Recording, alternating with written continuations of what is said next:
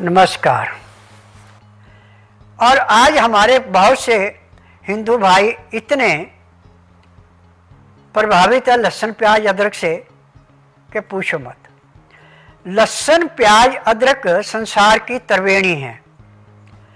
त्रिवेणी में स्नान करने से भले ही आपको रोगों से मुक्ति मिले ना मिले, परंतु लहसुन प्याज अदरक खाने से हर एक रोग से मुक्ति मिलती है।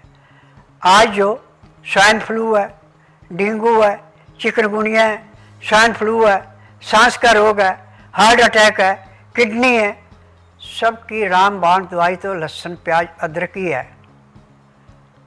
और ये जो नए नए बुखार चले, को मौत की बात कहते हो, कुछ कहते हो कुछ, इसमें लहसुन प्याज अदरक खाने के साथ साथ प्याज को काट के, जहाँ भी आपको फोड़ा फिंसी दिखाई पड़े, प्याज को काट के ऐसे रगड़ो जैसे गंदे कपड़े को साबुन लगा के उसका मैल निखारते हैं, ऐसे वो गांठें खत्म हो जाती हैं। लहसुन प्याज अंदर से खून को साफ करता है, बाहर पे किसी किस्म के कीटाणु का असर है उसको भी नष्ट करता है। उदाहरण के तौर पे आपने लेना है तो अब लहसुन प्याज अदरक खा के, और जो महक आती है मुंह से, उसको बंद करने के लिए या तो थोड़ा सा गुड़ खा लें या फिर जीरे के दाने भून के मुंह में डालें, आपके मुंह से महक नहीं आएगी। परंतु जो आप सांस छोड़ेंगे, ये कार्बन डाइऑक्साइड जहाँ तक जाएगी वहाँ तक के कीटाणु नष्ट हो जाएंगे और आपको शुद्ध ऑक्सीजन अंदर आएगी। आपको रोग कहाँ से आएगा? रोग आने का मुख्य कारण है ब्रेड, बिस्कुट, पराठा, चौबिन, तली हुई चीज़ें, मैदे चीज़ें, एसी, कूलर, पंखा, ये सबसे ज़्यादा बीमारी है। क्योंकि जब अमोनियम गैस अंदर जाएगी तो ऑक्सीजन की जगह अमोनियम गैस कहाँ से खून को साफ करेगी? आप नेचुरली वातावरण में रहना सीखिए, आपको कोई रोग नहीं होगा। आज से 50 साल पहले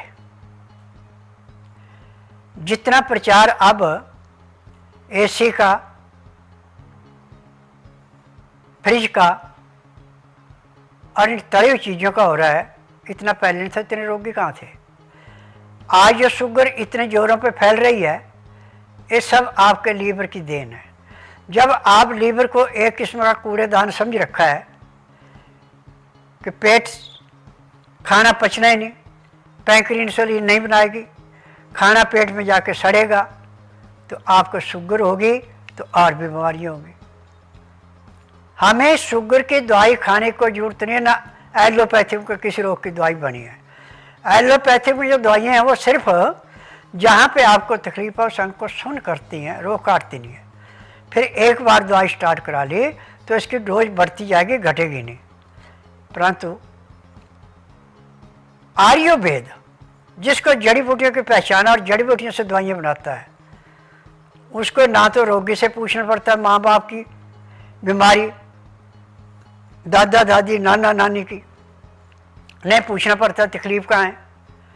जैसे नाड़ी परीक्षण करते हैं तो नाड़ी परीक्षण में MRI, CT scan, x-ray, ultrasound, ECG, sonography, सब कुछ 5 सेकंड में हो जाते हैं। फिर उसके अनुसार दवाइयाँ दे के मेरे पास जिस दिन रोगी आता है उसी दिन उसको 20% परमानेंट मिल जाता है, रोग चाहे कितने पुराने से पुराना है। गठिया का रोगी जिस दिन मेरे पास आता है उसी दिन उसको 20% परमानेंट आराम मिल जाता है। 90% का कैंसर का रोगी है, 10% आराम उसको उसी दिन मिल जाता है। जिसको हफ्ते में 2 बार डायलिस किया जाता है उसका डायलिस उसी दिन बंद हो जाता है जिस दिन मेरे पास आते हैं। और पांडु रोग का रोगी जिस दिन आता है उसी दिन उसको 20% आराम मिल जाता है। और जो सुइयों से पानी निकालना पड़ता है, जिस दिन मेरे पास आता है उस दिन के बाद सुइयों से पानी निकालना पड़ता है। क्योंकि मैं नाड़ी वैद्य हूँ, मुझे 10,000 जड़ी बूटियों की पहचान है जिनसे मैं दवाइयाँ बनाता हूँ। मेरी अपनी फार्मेसी है, दवाइयाँ रजिस्टर्ड है, इनका साइड इफ़ेक्ट कोई नहीं है और इनमें किसी किस्म का केमिकल नहीं पड़ता। जिस दवाई में केमिकल पड़ेगा इसकी एक्सपायर डेट होगी, जिसमें केमिकल नहीं पड़ता उसमें एक्सपायर डेट नहीं होगी, परंतु शर्त इतनी है कि उसमें नमी नहीं आनी चाहिए। आप ऐसे बर्तन में रखें जिसमें नमी नहीं आएगी, तो इसकी कोई एक्सपायर डेट नहीं है। और एक सबसे बड़ी बात यह है कि आज पूरे संसार के अंदर सिर्फ बिजनेस रह गया मेडिकल में। किसी का ये नहीं है कि किसी को ठीक कर दें, परंतु मेरा एकमात्र स्वस्थ विचार प्रोग्राम ऐसा है कि जिसमें जब रोगी हर जगह थक जाता है तब मेरे पास आता है, उसी दिन 20% आराम मिलता है। और किसी को भी महीने 1.5 महीने से फालतू दवाई नहीं खानी पड़ती। अब औरतों को जो यूट्रस में रसौली, ट्यूबों में सिस्ट हो रहे हैं, इसका मुख्य कारण है कि कमर में प्लास्टिक रखना।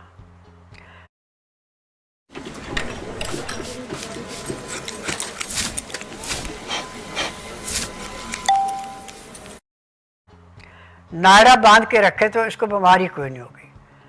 जब ट्यूबें हमारी यहाँ से चलती है कानों के पास से ऐसे, जब इनके ऊपर प्रेशर पड़ता है जैसे दूध फट जाता है ऐसे खून पड़ता है, जिससे ट्यूबों में सिस्ट बनते हैं और यूट्रस में रसौली बन जाती है। मेडिकल में तो इसका ऑपरेशन इलाज है। मेरे पास जिस दिन रसौली की औरत आती है उसी दिन उसको 20% आराम मिल जाता है और 1 महीने में रसौली चाहे कितनी बड़ी से बड़ी समाप्त हो जाती है। क्योंकि जड़ी बूटियों के अंदर गुण है, मैं नहीं कह रहा हूँ कि मेरे अंदर है। आपने यदि मेरा प्रोग्राम देखा स्वास्थ्य विचार, घरेलू नुस्खे, सेहत की बात, तो उसमें आपने देखा होगा कि जिनको डॉक्टर ने कह दिया आप संतान के योग्य नहीं, आप संतान पैदा, आज उनके संतान है। जिनको कह दिया आपका लाइलाज, आप इलाज नहीं है, वो आज ठीक है। जिनका ब्रेन ट्यूमर था और जो बोल नहीं सकते, होश में नहीं थे, आज वो बिल्कुल होश में है, अपना काम कर रहे हैं। और जिनको डॉक्टर ने कहा था आपकी टीबी बिगड़ गई है, आप फेफड़ा काट दिया, बायां फेफड़ा पूरा काट दिया, दायां आधा काट दिया, आज वो निकल पाउडर की फैक्ट्री भी चला रहा है, गाड़ी भी चला रहा है। मैं तो पूरे संसार से एक ही निवेदन करना चाहता हूँ कि आज यदि आप मेरे प्रोग्राम को देख रहे हैं तो इस बात को गांठ बांध लें कि शाम को 7:30 से 8:30 जो मैं लाइव करता हूँ उसमें मैं फलों से, खान पान से, सब्जियों से, पेड़ पौधों से, जहाँ हम जन्म लेते हैं वहाँ के जलवायु से, हर एक रोग को हम बिना दवाई के कैसे समाप्त कर सकते हैं। क्योंकि मैं किसी रोग को छुपा कर नहीं रखता, किसी भी दवाई, और जिसका इलाज कहीं नहीं उसका इलाज मेरे पास है। मेरे पास पैर के तलुए से सिर के बाल तक के हर एक रोग का इलाज ऐसे है जैसे पानी में से मछली पकड़नी है। और जिस दिन रोगी मेरे पास आता है उसी दिन उसको 20% मिल जाता है, आराम मिल जाता है। आज तक पूरे संसार के अंदर चर्म रोग की कोई दवाई नहीं है, सिर्फ लूटना है। और मेरे पास जिस दिन चर्म रोग का रोगी आता है उसी दिन उसको 25 से 30% आराम मिल जाता है। और जिस दिन टीबी का रोगी आता है उसी दिन रात को आराम से सोना शुरू कर देता है। आज जितनी भी दवाइयाँ एलोपैथिक में हैं ये सिर्फ उस अंग को सुन करने की जहाँ तकलीफ होती है, किसी रोग की दवाई नहीं है जो कि रोग को जड़ से काट दे। परंतु मेरे आश्रम में हर एक रोग की दवाई है जो जड़ से ख़त्म करती है। क्योंकि मैं जड़ी बूटियों से इलाज करता हूँ, मुझे 10,000 जड़ी बूटियों की पहचान है जिनसे मैं दवाइयाँ बनाता हूँ। और मैं नाड़ी वैद्य हूँ जिसको MRI, CT scan, x-ray, ultrasound, ECG, sonography नहीं पकड़ती, उसको मैं 5 सेकंड में बताता हूँ आपको इस अंग में ये तकलीफ है। आज मेरा पूरे संसार से एक ही निवेदन है कि यदि आपने नाजायज़ खर्चों से बचना है तो आर्टिफिशियल चीज़ें खाना छोड़ दें, नॉर्मल खाना खाएं। रिफाइंड, सफोला इसका प्रयोग बिल्कुल ना करें। सरसों का तेल है, तिल का तेल है, अलसी का तेल है, सोयाबीन का तेल है जो रिफाइंड ना किया गया, आप इसका प्रयोग करें, आपको कभी नुकसान नहीं होगा। और जो आजकल आप घी लेके खा रहे हैं इसमें भी चर्बी मिलके आ रही है। असली घी बहुत कम मिलता है। और आज जितने लिफाफों में मिठाइयाँ बंद होके आ रही हैं, नमकीन है, बर्गर है, पता नहीं क्या क्या नाम रखे इनके, रिफाइंड में तली है वो भी जहर है, और जो चर्बी में तली वो भी जहर है। इसके खाने के बाद आप देखो पेट में कैसे जलन पैदा होती है, तो अपना प्रभाव दिखाते हैं। यदि आपको ज़्यादा खाने का शौक़ है तो भुने हुए चने लाके छिलके के साथ उनको पीस के पाउडर बना लें। फिर जिस किस्म का आपने बनाना उस किस्म का आप घर में छोटी छोटी मशीनें आ जाती है, उनसे बना के खा सकते हैं। वो आपको नुकसान नहीं देगा, परंतु जो आप लिफाफों में बंद लेते हैं, आज जो चीज़ बनी है आप पता नहीं 15 दिन बाद खा रहे हैं, महीने बाद खा रहे हैं, 2 महीने बाद उसके अंदर जो पॉइजन पैदा हो गया वो आपको सिर्फ डॉक्टरों के घर भरने के लिए ले जाएगा, आपको बचाने के लिए प्रयोग में होगा। और रोटी हमेशा ताज़ी बना के खाएं। जो आटा बच गया फ्रिज में रख के फिर निकाल के रोटी बनाते वो भी आपको रोग पैदा करता है। जो सब्जी बच गई फ्रिज में रख के फिर दोबारा गर्म करके खाई वो भी नुकसान करती है। सब्जी उतनी बनाओ, रोटी उतनी बनाओ जितनी आपने खानी। जो बच गई गाय भैंस को या कुत्ते को खिला दो, दोबारा उसको गर्म करके खाने की कोशिश मत करें। आज जितनी बीमारियाँ आपके बेटाइम में खाने की और ठंडे खाने की है, आपका खाना जिस टाइम बना उसी टाइम खा लेते हैं, आपको कोई रोग नहीं है। परंतु अभी खाना बनाया और खा रहे हैं आप 4 घंटे बाद, वो खाना आपको नहीं पचेगा। जिस आटे की चोकर निकाल दी वो खाना नहीं पचेगा। यदि नाज का छिलका, दालों का छिलका, सब्जियों का छिलका साथ है तो मैं दावे से कह सकता हूँ कि जब तक आपके शरीर के अंदर सांस, आपको कोई रोग होगा ही नहीं। और डॉक्टर कहते हैं, हकीम कहते हैं कि खाना खाते समय पानी मत पियो, पानी पियो घंटे 1.5 घंटे बाद। ये है नाश की जड़ें।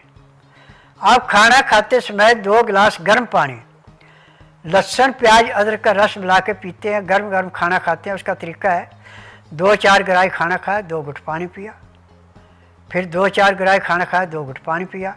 खाना खाने में, पानी पीने में पूरा 1 घंटा लगाते हैं। उसके बाद दांतन कूड़ा करके 5 मिनट के लिए आप वज्रासन बैठते हैं, आधा घंटा थोड़ी सैर करके 20 मिनट के लिए आप सब आसन लेटते हैं, 5 मिनट बाईं साइड करवट लेते हैं, 3 मिनट दाईं साइड करवट लें, फिर सब आसन लेट के बाईं साइड को करवट लेके उठते हैं। आपका खाना भी जल्दी पचेगा और आपको ज़िंदगी में किसी डॉक्टर हकीम के पास भी जाने की ज़रूरत नहीं पड़ेगी। क्योंकि मैं नारी वैद्य हूँ, मैं जड़ी बूटियों से इलाज करता हूँ और मेरा अपना अनुभव है कि जो ताज़ा खाना खाएगा, खाना खाते समय पानी पिएगा और खाना खाने पानी पीने में 1 घंटा लगाएगा, इसको ज़िंदगी में कोई रोग हो ही नहीं सकता।